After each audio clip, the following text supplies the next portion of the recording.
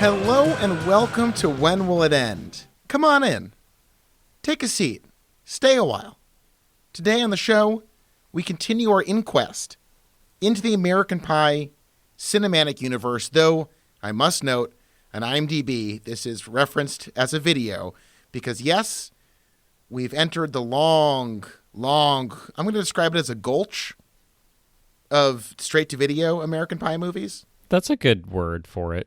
I can't see your face. Well, it's hard because I'm not in the comfort of my own home. I record this in my office at work, and my lighting situation is I'm a bit beholden to the fluorescent god. Your camera is that better? Well, I can only see, there we go. You always point at, half your face. Well, okay, can we just maybe, for the sake of the podcast, suck up this element of it? I can see your smiling little face, your little... My hair's looking great today. You're kind of like the coos of the team. By the way, thank you. I just want to go ahead. I am not pompous enough to assume people watch all of the movies that we do for this show, and frequently I would say that's good on you. Good on you. This time I would say you shouldn't watch this. Ugh. You shouldn't know who the coos is. No. It's bad to know that. It's bad to know who the coos is. We're, of course. That's a shirt, right? We should make some. We promised shirts. We will make shirts. That's a good one. The Jaws one, I think, is still my favorite. I do want to make that shirt. Hey, dream big. We're, of course, doing American Pie Presents, The Naked Mile. And last week, we did cheat a little bit to see what was coming up. But we did have to guess as to what the Naked Mile was. And you guessed. It's a race that lasts a mile where everyone's naked. And I said, probably not. But that's a funny guess. And hey, who knows? We'll see what happens. It was, in fact, a race where everyone was naked for a mile. Well, I can't, for the life of me, figure out what you think the alternative would be. I just thought it was like a metaphor or I don't know. You think there was a big descent into a Fellini-esque metatextual commentary on reality? I should have seen it coming because so far it's been American Pie Presents Band Camp, which literally took place at band camp. And the next one's American Pie Presents The Book of Love, which I'm sure is literally going to be about a book called The Book of Love. So, yeah. Well, we've seen The Book of Love repeatedly throughout the series. Exactly. If your atrophied mind could hold on to important details like that. I also want to point out that American Wedding, that also kind of puts they don't bury the lead at all with that. Right. You know what you're getting. And then the second one. Which, to be fair, is the second American Pie movie. So in a lot of ways as well, that's a very literal title. Yeah. So nothing has led you astray other than your own hubris, I would argue. And it usually does, but I stick to it. And, I don't know. I'll take the consequences. Like in this case, the consequences are pretty dire, but I'm taking them in stride. Well, actually, I also want to correct you. The next movie is Beta House, and we've actually already seen Beta House, so... Again, I would be very surprised if Beta House is a conceptual experience or if we're going to stick around these very, very charming frat guys for yet another movie, which seems unthinkable right now after getting through this piece of shit. Do you think that maybe Herzog took over and Beta House will become more than just a Beta House?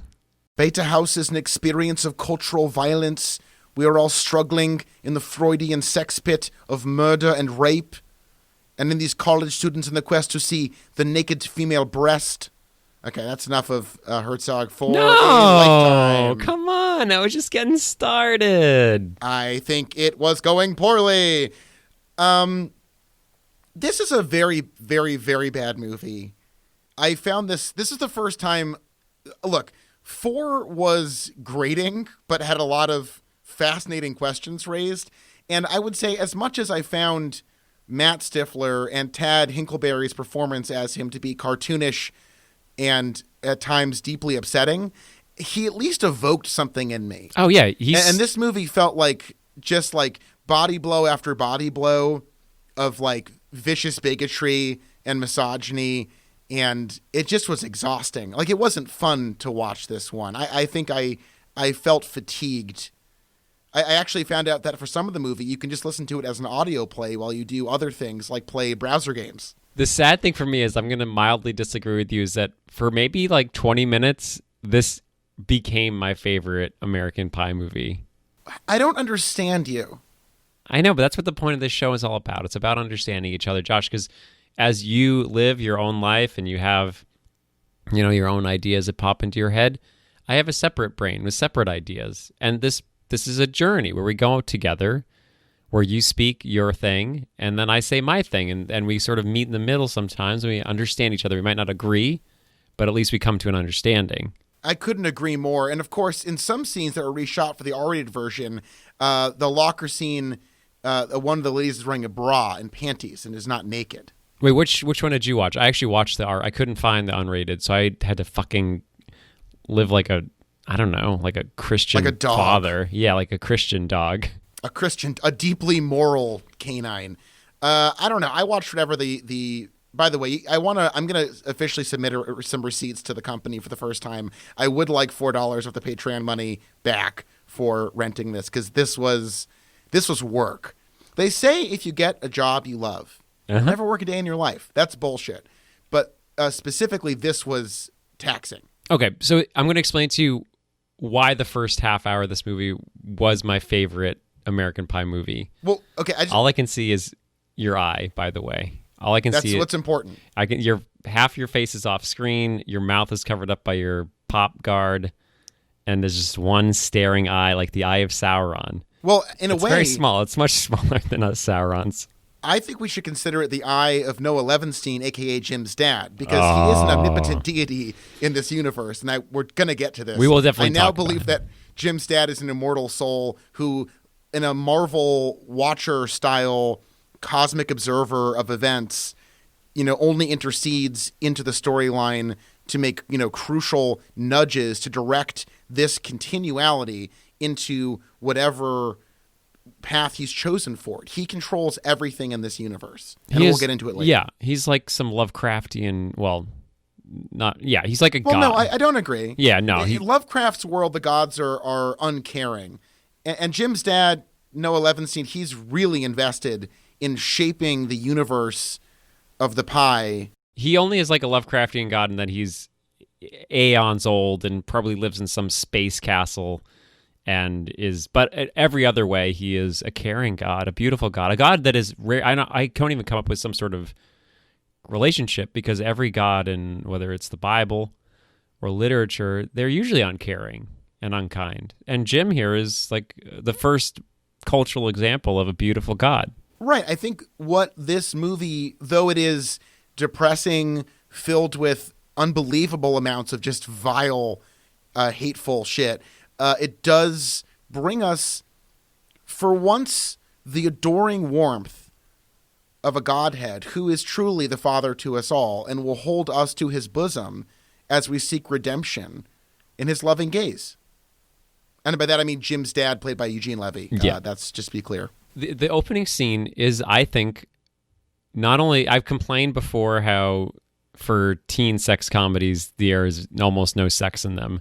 And I'm sort of liking this straight to DVD as being a little more adventurous and showing kids actually like the drive. The earlier ones are about like sort of losers figuring out how to become sexual, and these at least sort of are a little bit more just let's go get it sort of attitude, which I admire. But this one eventually goes to a very dark place. But I like that he kills his grandmother with his own cum. I thought that was very funny. Gaspar Noé was directing this movie for the first half hour and then was pulled after some disagreements with Adam Hertz, the screenwriter of the original trilogy, about his interpretation of the characters. In the original script, as written by Noé, many people are killed by ejaculate. I mean, it's and it was in reverse. But no, it's maybe the most upsetting and intense opening to a movie I've seen in a long time. I guess I didn't expect that at all. And to watch 1, 2, and 3 and sort of just like know exactly what I was going to get and sort of have fun along the way. I honestly, if you'd given me 1,000 guesses, I would never have guessed that the straight to DVD second sequel to American Pie would have the main hero of its film kill his grandmother accidentally by coming on her. Well, and then that's like the bedrock of humor for much of the movie. That is called back as a cute aside over and over and over again. And, you know, just to be very clear, the movie opens with such a fuck you. It's not funny. It's just this like unbelievably savage, like if the tone of the movie was actually manic and wild and full Zucker Brothers and actually had a joke land at any point in the movie. Oh, come on. Maybe that it does none of it works. The sandwich joke was funny. I like the running chicken sandwich thing, but that's sort of more like a cute oddity than it is like funny. Well, it's a joke and it landed. I will hopefully get you to retract that previous statement where you said that none of the jokes landed. Why wait? I'll retract it right now. There's one bit that works, and that is that apparently people like Eric Stifler's mom's chicken salad sandwiches, and it's like weirdly the most innocuous, benign joke. And ever. It's the funniest joke in the movie. Right, and then that's next to we watch his grandmother perish from the shock of her grandson shooting a load on her, and then that is repeatedly brought up to laugh. Like I thought I was tripping for a minute, but like none of the rest of the movie gets to that level. No, that's it just stands out as this like garish, completely distracting nightmare scenario. I think, and also the opening has.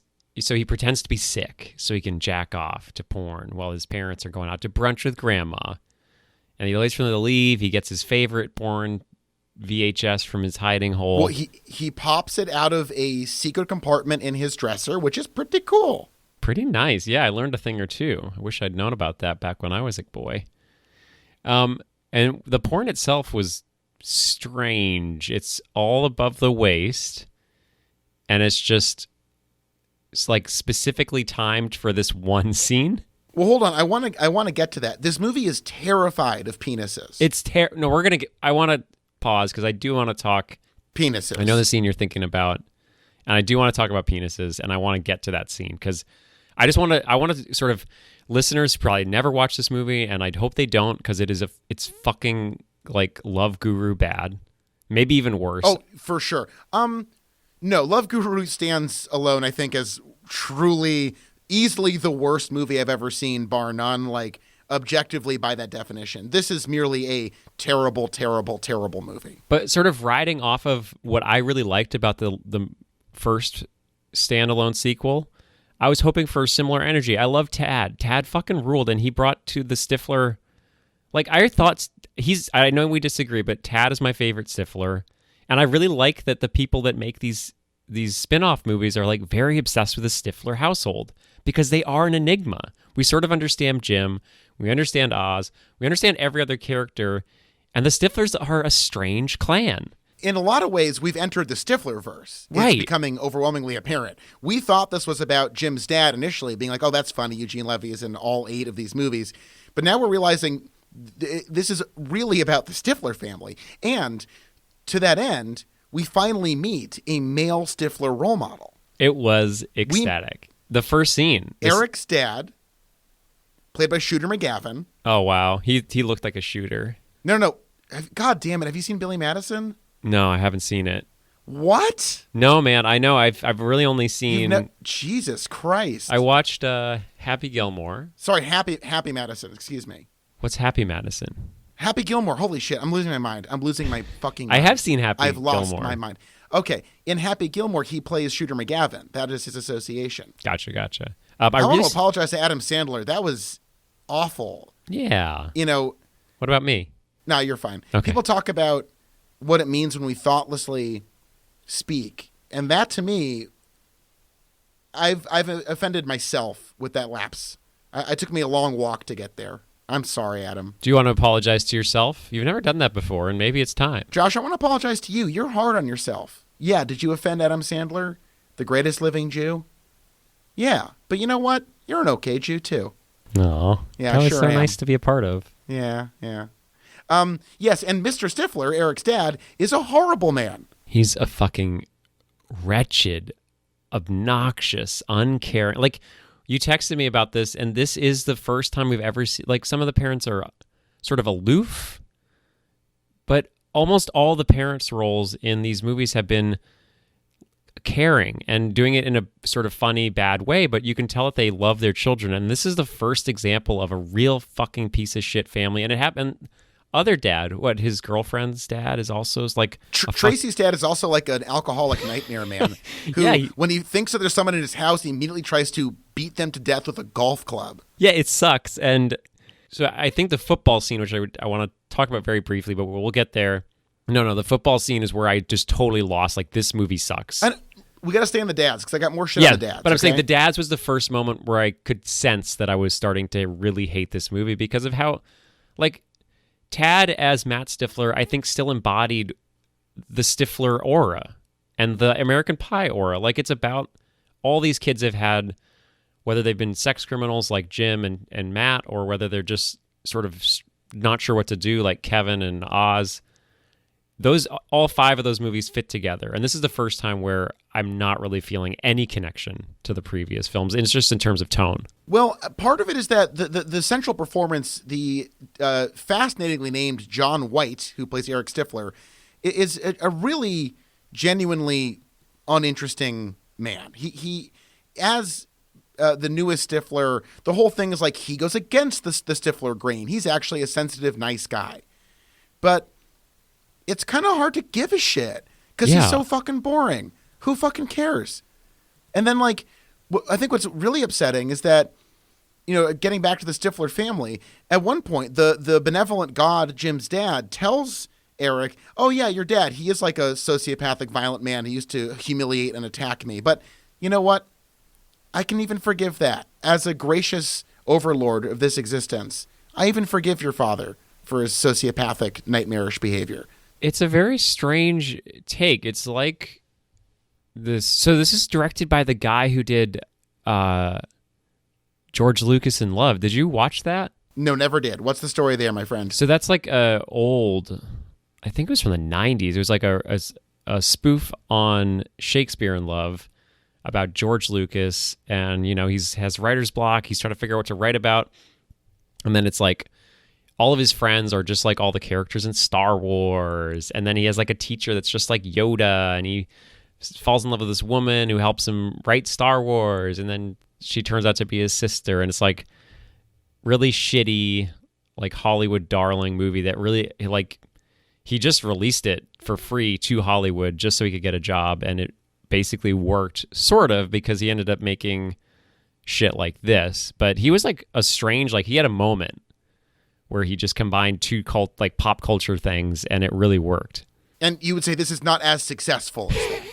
Well, I just find it really interesting that, like, what a career to, like, a pretty benign, just sort of like normal bullshit thing, and then like the way the Holly weird system just like fucking wears you down and is like, all right, kid, you're famous. Well, here, fucking cut your teeth on American Pie Presents The Naked Mile, and it probably ruined him. But there's so many ways he could have done so much better. We're like, let's look at a couple key moments of attempted comedy in the movie that completely fall flat. Now, Tracy is the girlfriend of Eric. They're both virgins.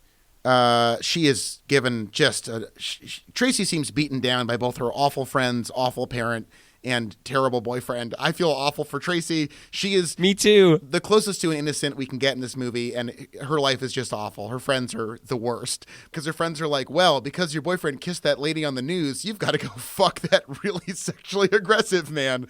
Ugh. Anyways, so they're going to fuck, yada, yada, yada. Doesn't go great. He's hiding in the dryer for home. And by the way, no adult man can fit into a dryer. It doesn't work like that.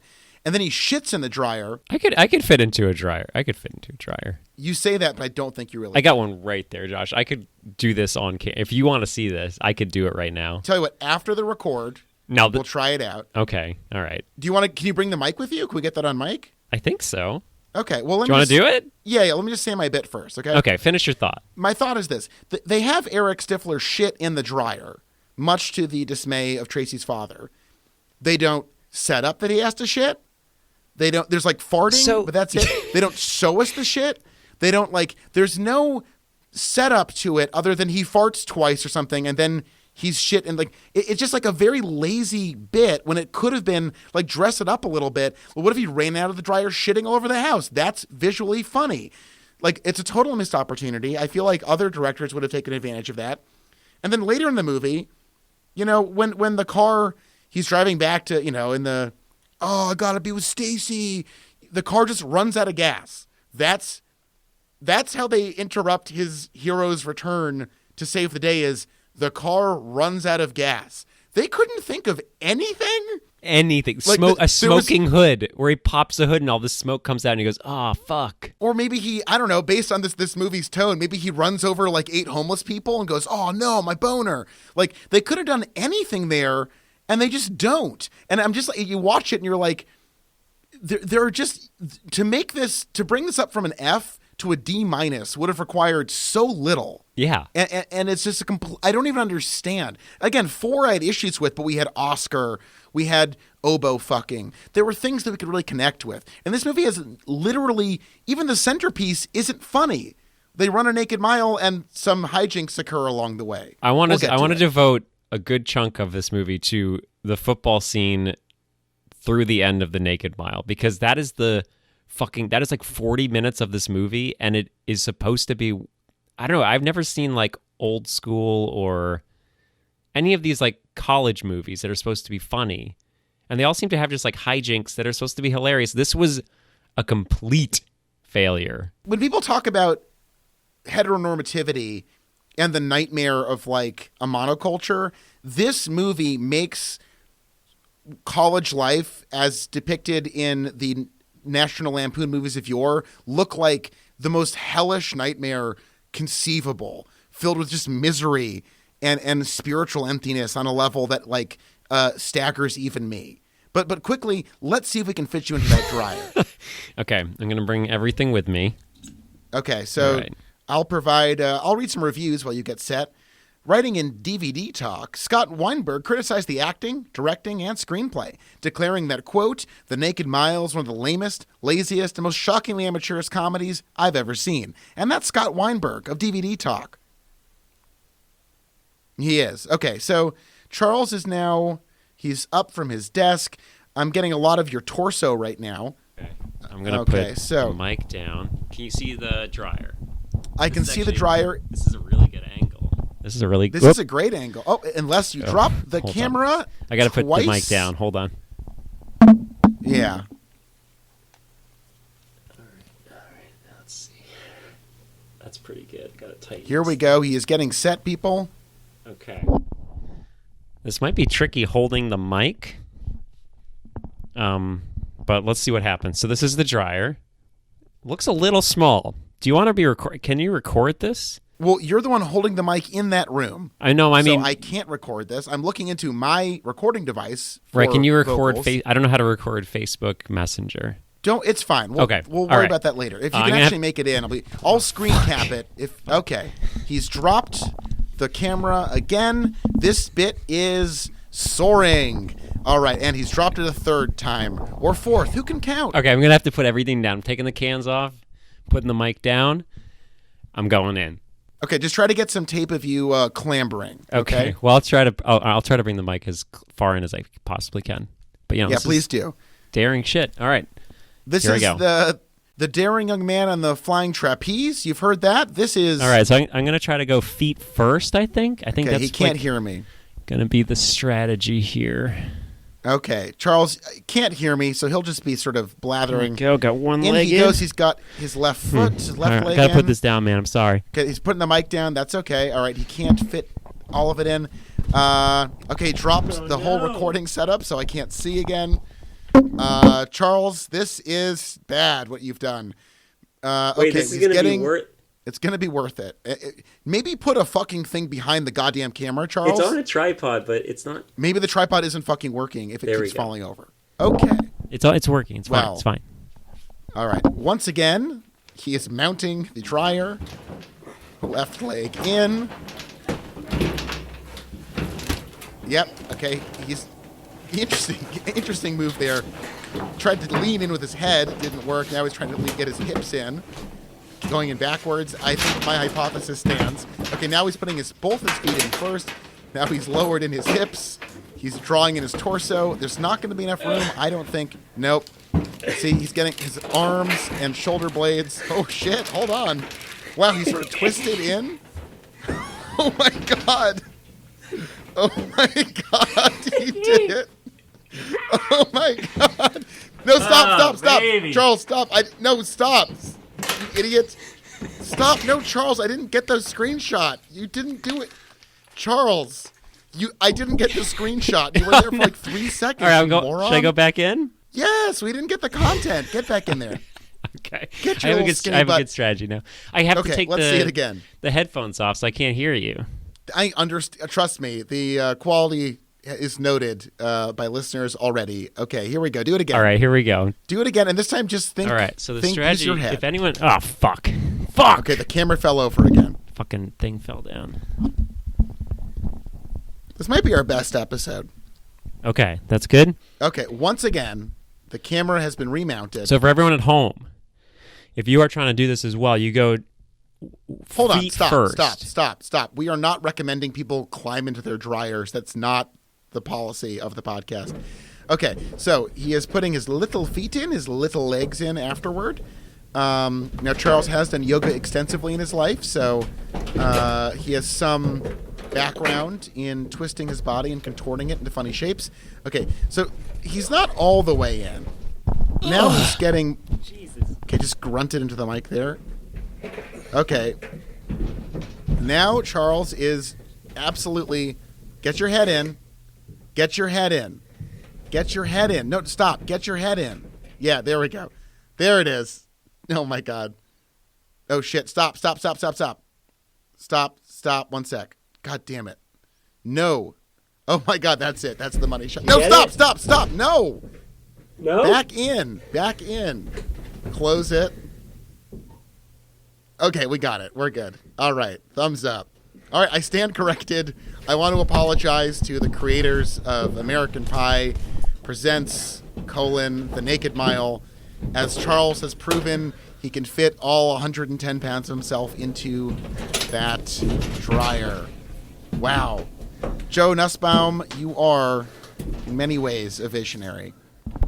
Now, let me ask you this, Charles. Yeah. We've established that you could get into the whole dryer, which is amazing. By the way, I estimated your body weight at 110. Pretty close. Okay. Could you also have theoretically taken a shit in that dryer without, really making a mess of yourself?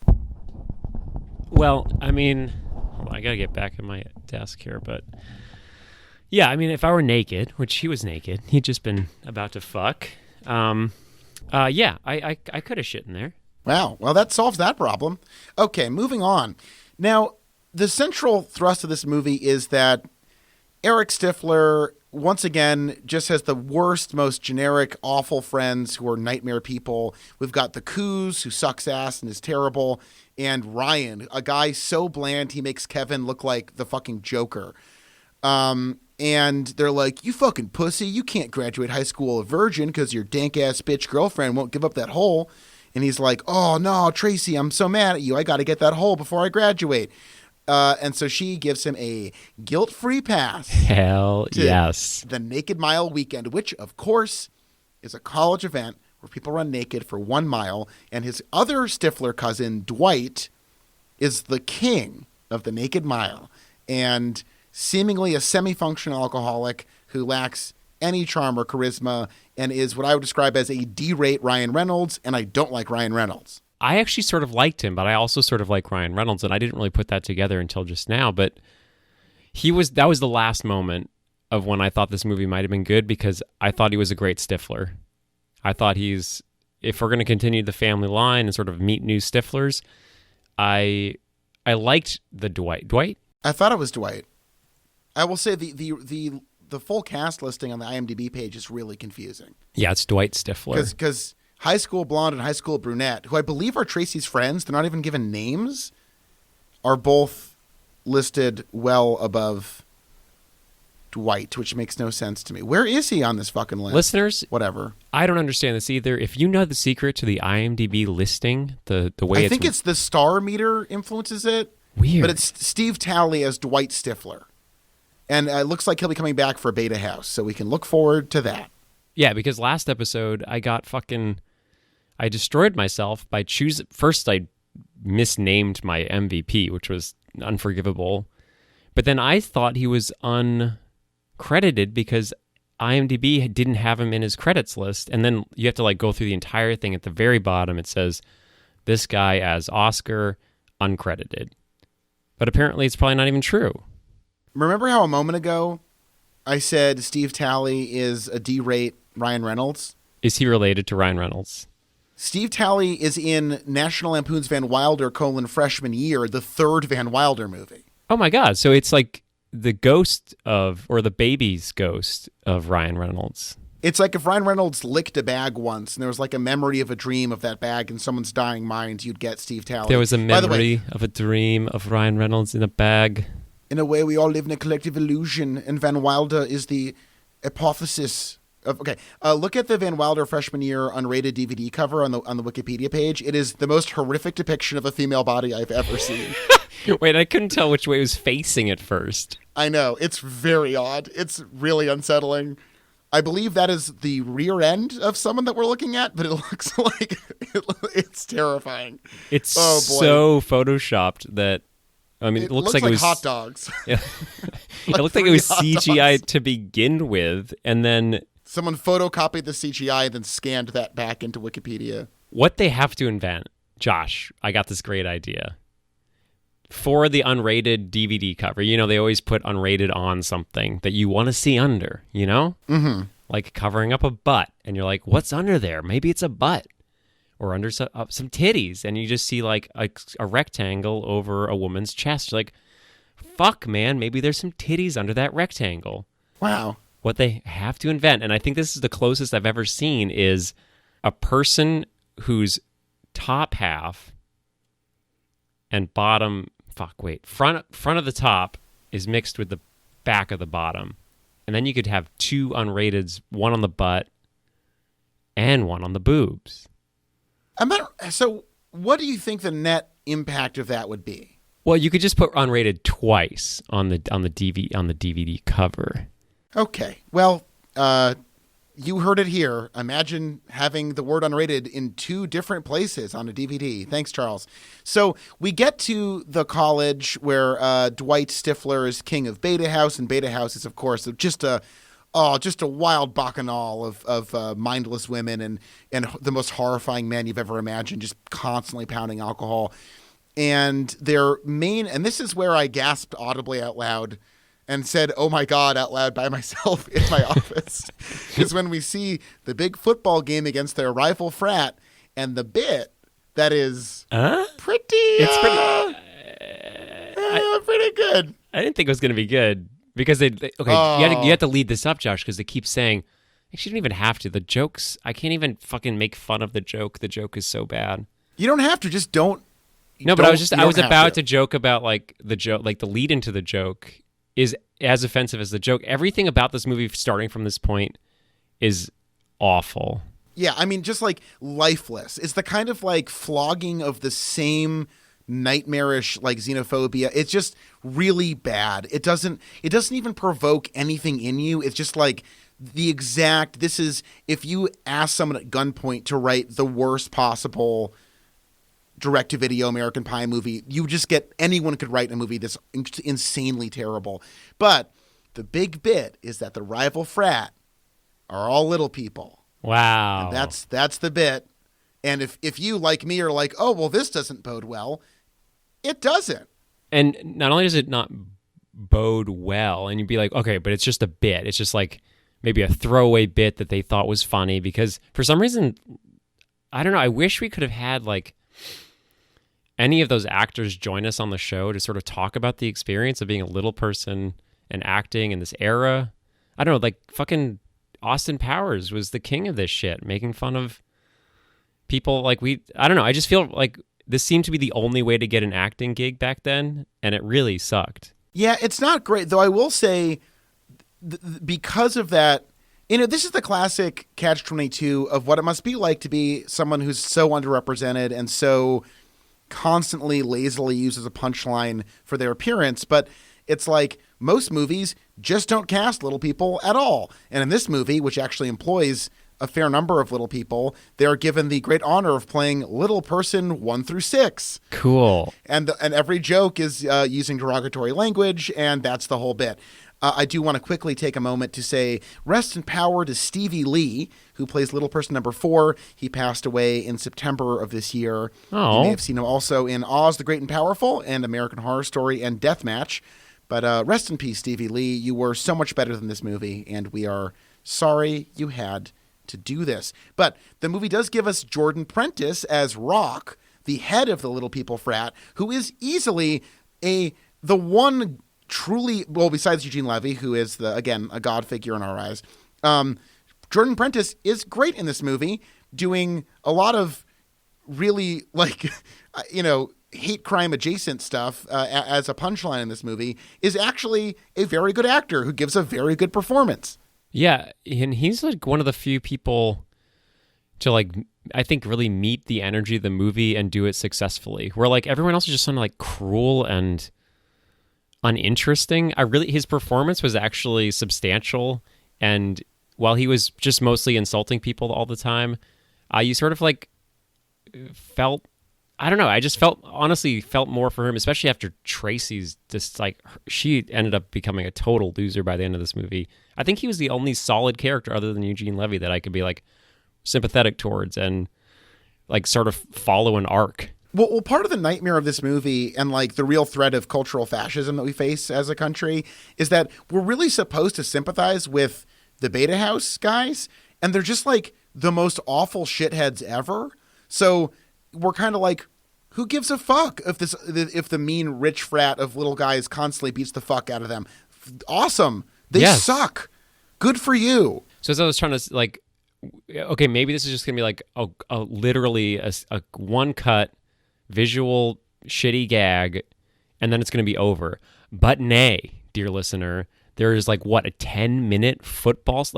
I would say a tenth of this movie is a football scene about people we barely know and about a competition that doesn't matter, and it's literally an excuse just for cast members to throw little people on film at other people in mud. And it's not funny. That's the worst part. Some offensive, horrible things are funny, and it's an accomplishment of humor to make something that makes us uncomfortable or we know to be bad make us laugh. That's an achievement of artistry and craft. This is so far from being even the cusp of basic entertainment in a quote-unquote action scene that it's like white noise. It's just awful.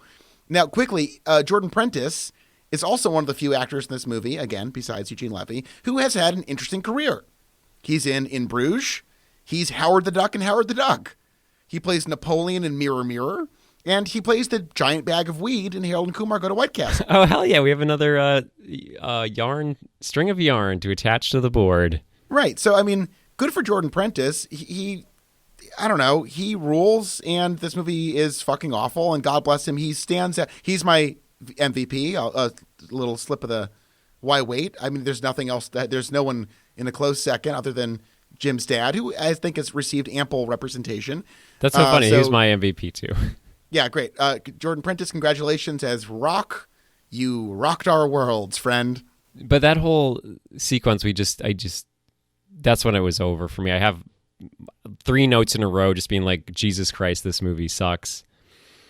And it's, I wouldn't call it a shame, because it's this whole movie could be erased from existence and it wouldn't fucking matter. So it's not really a shame that it didn't ruin anything. This movie was bad, but it could have been, I don't know. I think under different hands, the idea of a Stifler that's actually nice and his whole problem is trying to figure out how to be mean and maybe also figure out how to be a kind sort of story about learning lessons through that new lens could have been good. I think this is ultimately a movie about Stiflers, which as we've seen a few times can work. But what this movie ultimately reveals is that the imagined white suburban lowest common denominator of American life is the most vile, fascistic, evil group of people in the world. That's what we ultimately discover from this movie. the fact that Stifler has the friends he has should reflect on Stifler. The fact that Tracy has the friends she has should reflect on Stifler. The fact that people say casually, like, women don't think rationally. It's not in our nature. And like, or they're like, you know, if he fucks someone, you must now have sex against your will immediately. Or the classic bit of, and this is something they think is so funny in this series that's actually pretty good in American Wedding, given how much we like the characters. But like, and this woman's secretly a freak, and she's gonna, you know, whip me with chains and shit against my will. And like later I'm gonna be like, I don't even want to talk about it. Like casual rape joke stuff. Like just everything about this that's presented as an assumption just indicates like something horribly wrong with our dirt society. Yeah, so maybe this is a very useful, like, sort of thing to unearth. And I don't recommend anyone watch it because it's awful. But as we are brave explorers, we take that onus on and like really dig out the dirt of our culture through Love Gurus, through Naked Miles. I think that's a really good point. Like, you know, this is good work in a lot of ways, because when people swing this aggressively at the worst elements of what America is, we learn a lot about, thank God this was fucking produced 14 years ago. If you produce it today, you should be killed. Thank God we have a movie like Blockers, or like good sex comedies that are like preserve the spirit of hijinks and shenanigans and horniness, but don't result like just like default to this bullshit. But okay, so we're pretty far into the episode, and I want to get to the next major set piece. Here's a little fun behind-the-scenes tidbit, my friend. The Naked Mile of the title refers to a real event that was carried out annually by students of the University of Michigan until 2004. The participants, mostly senior students, would run or bike a pre-designed course through campus while partially or entirely naked.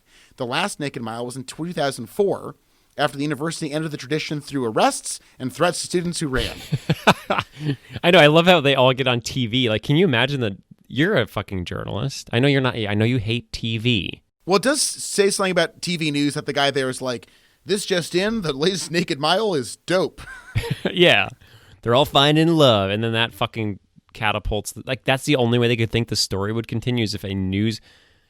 You cannot put this on the news. There's no way you could Tracy find is watching the live broadcast of the Naked Mile coverage. Yeah, that is so bad. Okay, lastly, participation in the event also suffered as it attracted the attention of internet pornography operations. Oh, that makes sense. A running theme of this whole franchise is the like illegal use of tape and then like airing it for without anyone's consent. So that right, and that was a joke in these movies. And like the world we live in today, where a culture of sexual violence and repression and denial, and like the amount of unreported sexual assaults on college campuses, like we just know so much about how genuinely awful the institutions of this horrible country are today, that it like watching this is just psychotic, because it's like a kind of emotional remove.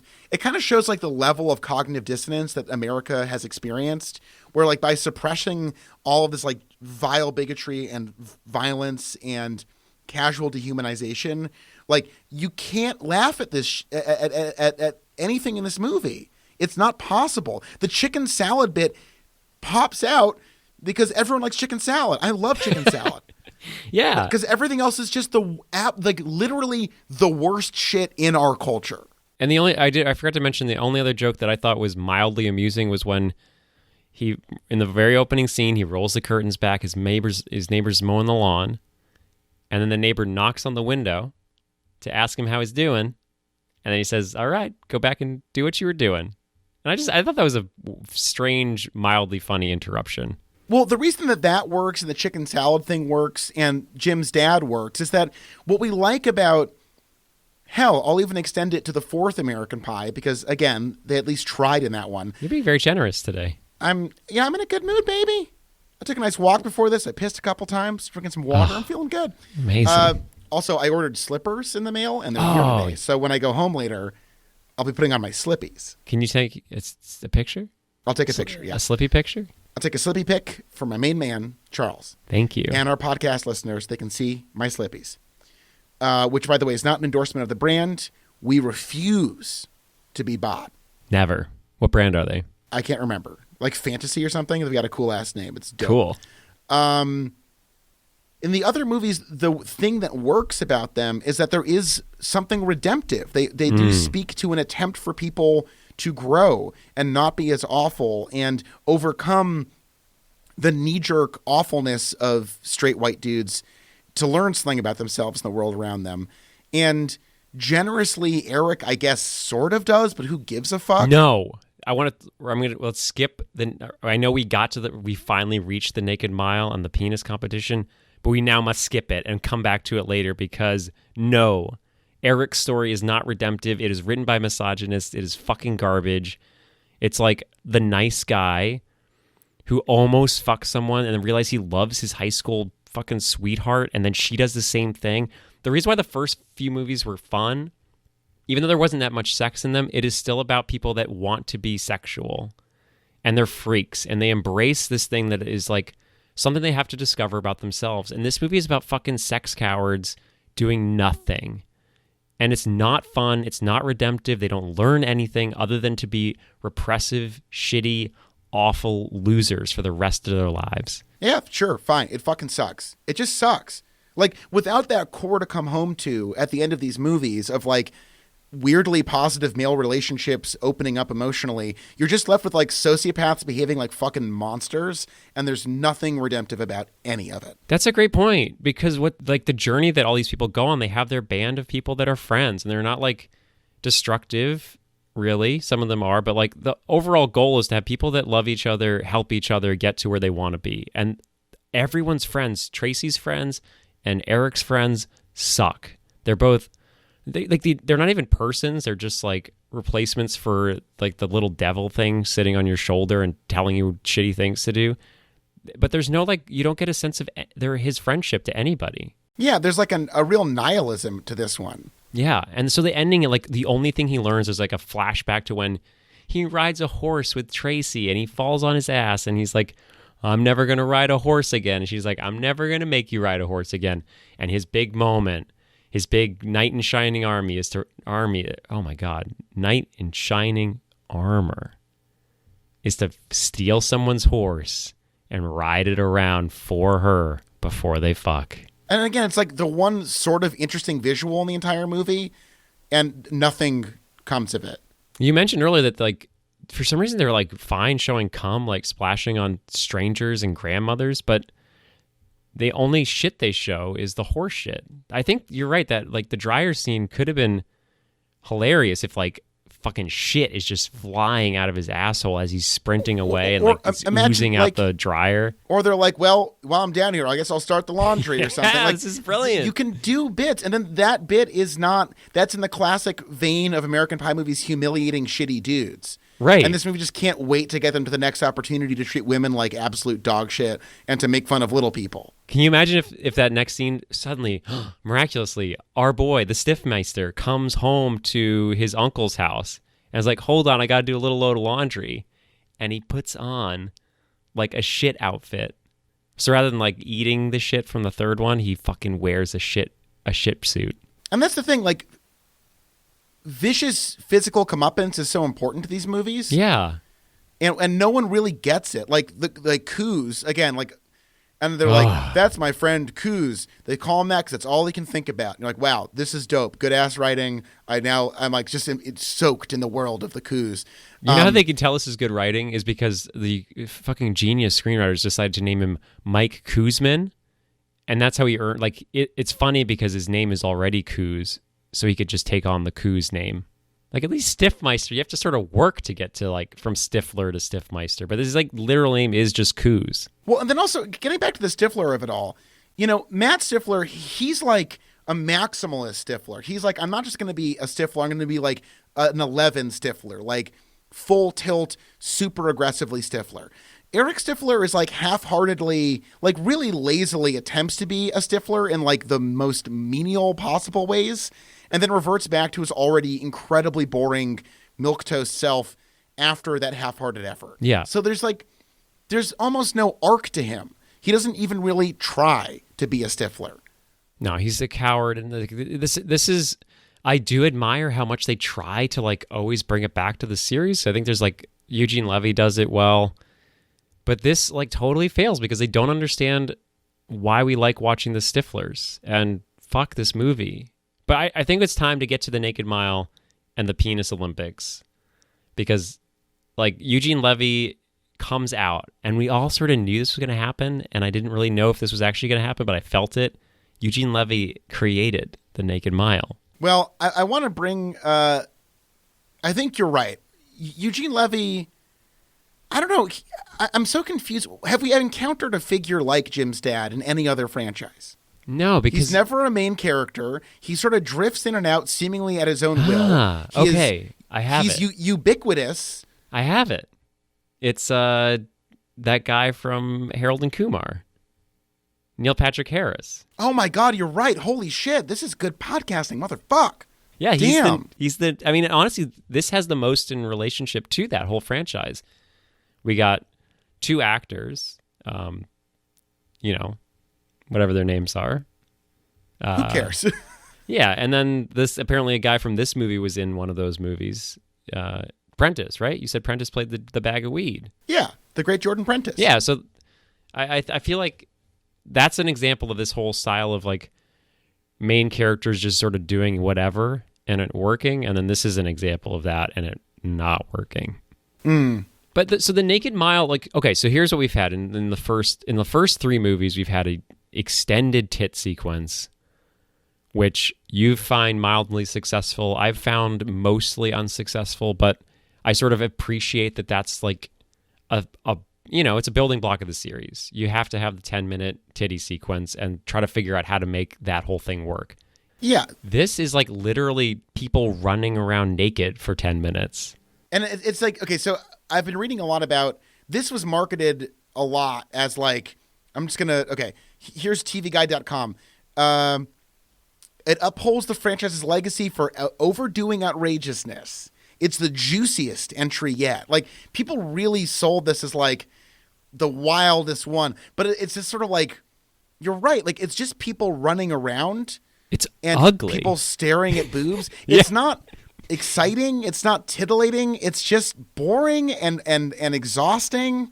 Yeah, I mean, first of all, just imagining doing it. God, I'm on the couch already. I don't want to imagine running around naked. I don't like running in any circumstance. Add naked to the mix and hard pass. But like the other ones have had like, my favorite. I'm just gonna jump to my favorite is in American Wedding, when you have like the two strippers and the guy in chaps and the parents and all the stuff. Like there's a lot going on just plot wise, things to keep track of, things to hide. And it's like, yes, there are tits just shown for no real reason. So it's like a funny, like this is just what they do. They have the tit scene, but they like really maximalized everything else. So that you're not even really focusing on the tits anymore. You're focusing on the stupid shit that's around it. And here the creators of this movie were like, so these people seem to like tits in their movies. I guess we'll just have people run around. And they're like, yep, perfect. We'll just, boys, get out there with your cameras. Let's film this Naked Mile. And it's like, it reminds me of that scene from Bad Boys. What was the scene where it was like the no pants party?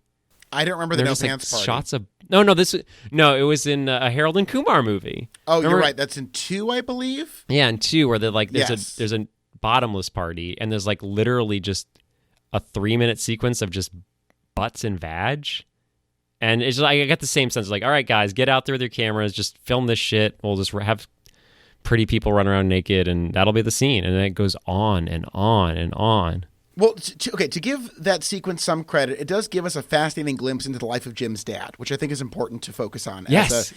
So absolutely. Often people talk about how The Big Lebowski is not a celebration of the dude's laissez-faire, lackadaisical attitude, but rather a mournful depiction of a former radical who has no more belief or hope or vision left in his life. He's simply been beaten down by society, and truly the recovery of that carpet that brought the whole room together is more important to him than the political issues that motivated him to the low level of fame that he had back in the 60s.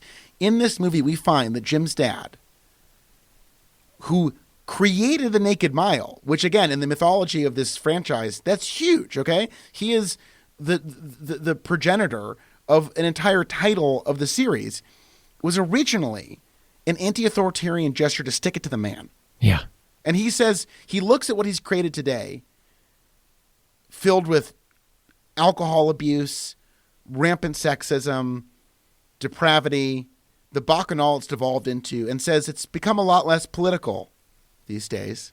And we hear in his voice that he's died a spiritual death.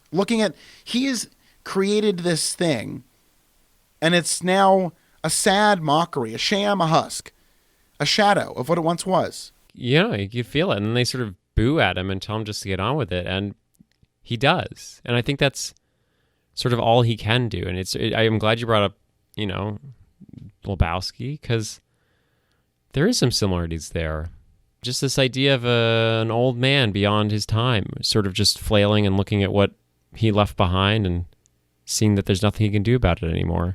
It is a devastating moment. And then he shoots that gun and oh boy, they're off.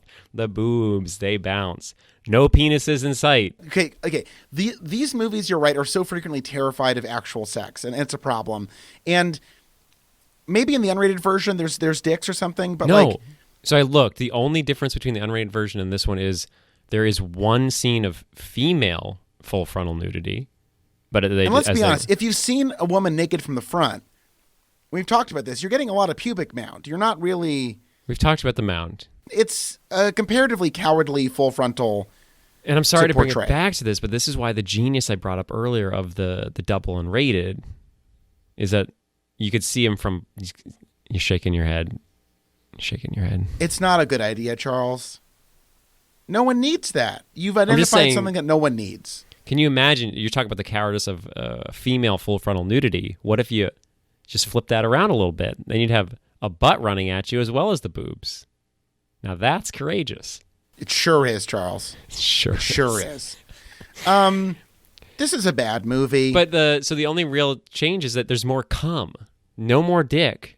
But there's more cum in the first scene. He gets on his parents, too. And he comes with a velocity and an intensity that is genuinely awing. He really, Right, that's why his fires. Grandmother died. She realized that she has birthed the perfect grandson. Right. So potent is his seed ejaculation. He's like a dolphin. Surely, yeah, right, exactly. Like a blowhole situation. Just fucking launches that shit. Right. But also, in the scene we're about to talk about right now, because we do have to mention it, is the penis Olympics.